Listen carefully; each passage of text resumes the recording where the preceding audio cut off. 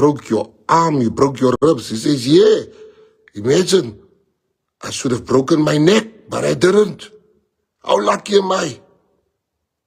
And it's the same injury, but it's a different outlook on life. And that's the outlook that you must have. You know, what you must understand is that so many of you, so many of you.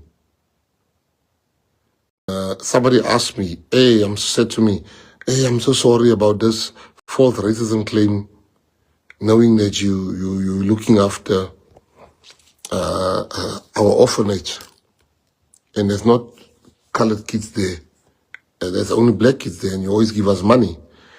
And I said to him, no, this was actually good for me. He says, good? How was it good for you? I said, it shows me who's the real people in my life. I had people I used to speak to that just, because they thought I'm finished. And it showed me people that called and went public and supported me, and I'll tell you two incidences that truly made me emotional.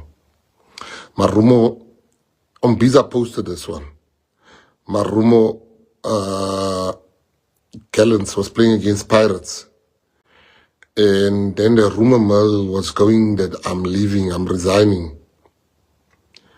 And the people start singing in Sesotho.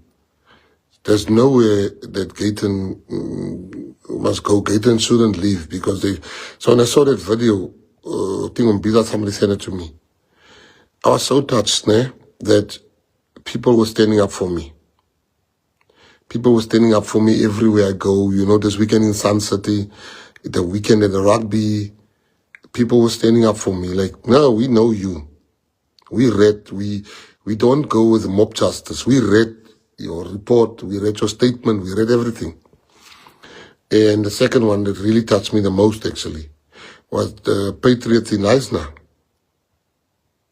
Knysna's 90% black people in Knysna. We had a by-election. Nobody ever got more than 200 votes competing against the ANC. It's the safest ward for the African National Congress. In the very same week where the leader of the PA was accused of heavy racism, the people in Knysna came out